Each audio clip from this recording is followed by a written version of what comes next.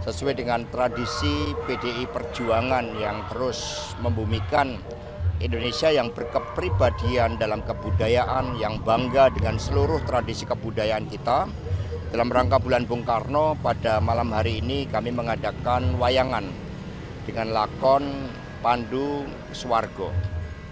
Sesuai dengan petunjuk dari Ibu Megawati Soekarno Putri, maka hari ini karena bertepatan dengan wafatnya almarhum Pak Taufik Kemas, maka lakon tersebut dipersembahkan sebagai seluruh ungkapan spiritual untuk mendoakan Bung Karno dan almarhum Pak Taufik agar diterima di sisinya dan terus menginspirasi perjuangan di dalam menjaga Indonesia Raya kita. Hingga pada tanggal 1 Juni yang lalu, hari lahirnya Pancasila, Ibu Megawati Soekarno Putri berada di ND. 6 Juni kita adakan upaya untuk menggali seluruh pemikiran-pemikiran Bung Karno dengan acara di sekolah partai, School of Thought dari Bung Karno, kita angkat agar memberikan inspirasi bagi generasi muda Indonesia. Kemudian pada tanggal 21 Juni nanti akan diadakan kegiatan di kota Blitar. Besok Mas Guntur Soekarno Putro juga akan mengadakan suatu acara dalam rangka bulan Bung Karno. Mungkin ada pertanyaan, kami persilahkan.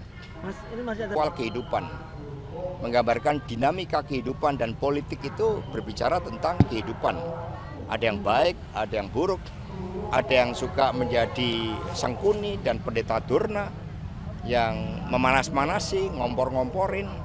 Tetapi sikap dari PD Perjuangan adalah belajar dari seluruh kebajikan, dari seluruh keteladanan, dari Pandawa dan juga para Punokawan. Karena berpolitik itu bergerak ke bawah, menyatu dengan akar rumput. Mas, tadi dalam sambutan mengatakan ada terkait dengan menghormati. Kita kan diajarkan pendidikan budi pekerti. Maka yang tidak memahami pendidikan budi pekerti ya hasilnya seperti itu. Seperti di dalam kisah wayang. Menjadi Sisupala yang lupa kepada siapa yang telah membesarkan, mendidiknya. Atau juga menjadi berbagai tokoh-tokoh lainnya. Maka wayang ini menyajikan hal-hal tentang baik buruk di dalam kehidupan dan kita mengambil saripati tentang bagaimana Republik ini kaya dengan falsafah yang seharusnya kita bisa belajar dari nilai-nilai yang terkandung dalam setiap cerita tentang pentingnya perbuatan baik. Itu juga diajarkan di dalam agama, di dalam pendidikan budi pekerti. Mereka yang melupakan hal itu sama saja melupakan seluruh nasihat falsafah dari para nenek moyang kita. Mas Hasto, tadi kan Pak Anies menyampaikan beliau merasa di Pilkada Jakarta, artinya PDIP akan serius untuk mengusung Mas Anies di Pilkada Jakarta atau seperti apa? Ya, komunikasi mengingat pasangan calon itu kan diusung oleh partai politik atau gabungan partai politik. Komunikasi dengan PKB juga sedang dilakukan. Ada Pak Said Abdullah, ada Pak Ahmad Basarah yang kemudian secara intens membangun komunikasi. Tidak hanya buat Jakarta tetapi juga beberapa wilayah-wilayah yang lain. PD Perjuangan sudah bergerak cepat, kami sudah mengeluarkan 70 lebih surat tugas. Bahkan persiapan untuk pemenangan pilkada sudah dilakukan dengan baik. Pilkada agar menjadi suatu koreksi atas praktek-praktek pemilu yang penuh kecurangan pada pemilu presiden, dan hal tersebut sudah diakui oleh seluruh tokoh-tokoh, oleh 3 hakim MK yang memberikan dissenting opinion, dan kita pun juga merasakan terhadap ketidakberesan di dalam pilpres yang lalu. Pak Anies masuk dalam radar, Pak Anies masuk dalam radar untuk Jakarta. Ya, Mbak Puan kan sudah menyampaikan bahwa Pak Anies menarik. Artinya soal benar akan ideologi, dipertimbangkan, soal Mas. ideologi bagi PDIP harga mati nggak, Mas? Ya, kalau kita lihat ideologi itu memerlukan suatu topangan di dalam implementasinya. Satunya kata dan perbuatan. Memerlukan topangan etika dan moral. Ada orang yang mengaku ideologis tapi perilakunya tidak memperhatikan etika dan moral.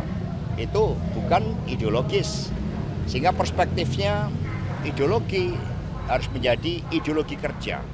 Falsafah harus menjadi landasan kebijakan-kebijakan pemerintah negara. Dan partai belum mengambil keputusan terhadap siapa yang akan dicalonkan sebagai calon gubernur dan wakil gubernur. Ada nama-nama seperti Pak Pramono Anung yang juga memiliki kompetensi dan sebagai sosok yang telah matang, mampu melihat berbagai kompleksitas yang ada di Jakarta. Ada juga sosok seperti Ibu Risma, Pak Basuki Menteri PUPR, ada Pak Abdullah Aswar Anas, ada Pak Hendi yang 2 kali menjadi wali kota Semarang, sehingga kami tidak kehilangan tokoh-tokoh yang telah dipersiapkan oleh partai. Ada Rano Karno, sehingga PD Perjuangan karena kami punya sekolah partai, kami punya begitu banyak tokoh yang siap ditugaskan. Ya, semua bergerak untuk mempersiapkan pilkada. Bagi PD Perjuangan, pilkada adalah momentum konsolidasi. Saya bersama dengan Gus Guntur Romli juga mempersiapkan, ya bersama-sama turun ke bawah. Jadi hanya pergerakannya ada yang terbuka, ada yang tertutup. Tetapi langkah-langkah menyiapkan pilkada serentak itu telah dilakukan oleh PD Perjuangan, termasuk melalui rapat kerja nasional yang lalu. Pak Hasto tadi disebut banyak nama dari Jakarta aja ya Pak ya, tapi untuk pilkada serentak. Maksudnya apakah PDIP memprioritaskan kader untuk menjadi calon kepala daerah, dan apakah PDIP sudah berkomunikasi dengan partai-partai politik lain Pak? Ya, sebagai partai politik tentu saja kami mendidik kader-kader partai melalui sekolah partai, penugasan-penugasan, dan kami melihat potensi mereka. Sehingga tentu saja kader mendapat skala prioritas.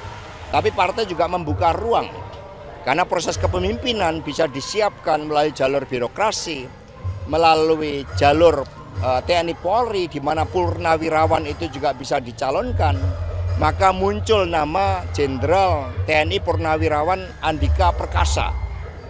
Ini juga masuk ya di dalam radar untuk sebagai calon gubernur karena pengalamannya yang luas. Nah, sehingga partai membuka diri, termasuk dari kalangan pengusaha yang terpanggil untuk mengatasi kemiskinan ekstrim misalnya, untuk mendorong politik tata ruang yang berpihak kepada rakyat miskin. Ini semua dibuka oleh PDI Perjuangan. Sudah mulai komunikasi dengan Pak? Komunikasi politik sudah dilakukan. Ada yang bertemu dengan Gerindra, ada yang bertemu dengan Golkar, ada yang bertemu dengan PKB, dengan Hanura, dengan Perindo, dengan P3. Apapun P3, kami punya rekam jejak yang baik bersama Perindo dan Hanura. Sehingga intens, termasuk dengan Partai Amanat Nasional. Bahkan di beberapa daerah komunikasi dengan PKS itu juga dilakukan. Juni kemarin. Mas, kalau Anak-anak kita dengan keteladanan. Ketika saya kecil, buku-buku itu dibagi dengan gambar pahlawan nasional, Pangeran Diponegoro, Jenderal Sudirman, kemudian Bung Karno, Bung Hatta, Raden Ajeng Kartini. Itu dulu ketika kami kecil. Mas, waktu kemarin terkait pemeriksaan besok Bukan di KPK, menertawai, gitu, ya salah itu. Ya. Ya. Kalau terkait pemeriksaan besok, reaksinya Bu Mega gimana nih Mas di KPK? Diperiksa belum, masa udah reaksi. Ya, Kan? terkait pemanggilan KPK Mas. Ya, saya datang karena KPK yang mendirikan Bu Mega. Ketika Ibu Mega memutuskan Prof Mahfud mendampingi Pak Ganjar, itu kan dalam suatu desain untuk melakukan suatu reformasi sistem hukum kita, reformasi sistem politik, reformasi sistem ekonomi. Karena persoalan nepotisme, korupsi, dan kolusi itu semakin luar biasa. Dan itu harus diatasi, karena itu amanat reformasi, amanat Undang-Undang Dasar 1945 yang harus kita jalankan dengan seluruh-seluruhnya, dan harus ada suri keteladanan dari para pemimpin bangsa. Mas Hasto, hari ini kan presiden terpilih. Ya, tidak ada persoalan. Ya, bagi setiap anak bangsa itu kan mengakui bahwa Bung Karno sejak usia 16 tahun sudah berjuang. Beliau mendirikan partai politik demi kemerdekaan. Beliau menghadapi penjara, menghadapi hukum kolonial, dibuang, dan kemudian akhirnya Indonesia merdeka dan menjadi pemimpin di antara bangsa-bangsa di dunia melalui konferensi Asia Afrika. Sehingga itu rekam jejak benang merah sejarah Bung Karno yang tidak bisa dihilangkan oleh siapapun. Bahkan Indonesia dari Sabang sampai Merauke, Miangas sampai Rote itu muncul disatukan oleh Pancasila yang digali oleh Bung Karno dari buminya Indonesia. Mas kemarin kan juga bilang Beberapa dari rekan-rekan Dewan Pers yang memang memperkuat argumentasi yang disampaikan tim hukum PDI Perjuangan bahwa wawancara saya di SCTV dan Kompas TV itu merupakan bagian dari produk jurnalistik. Sehingga sekiranya ada persoalan terkait hal tersebut harusnya ke Dewan Pers, bukan menjadi persoalan pidana. Karena memang dalil-dalil yang membuktikan apakah pernyataan saya itu menghasut di muka umum? Kan tidak di muka umum. Kemudian apakah itu ada berita hoax atau bohong yang menimbulkan kerusuhan? Kerusuhannya di mana? Apa kaitannya wawancara tersebut? Sehingga banyak pakar dan tokoh-tokoh pro-demokrasi yang menilai bahwa itu kriminalisasi. Bahwa itu upaya mencoba membungkam kebebasan pers, kebebasan bersuara yang merupakan amanat dari konstitusi termasuk hak asasi manusia.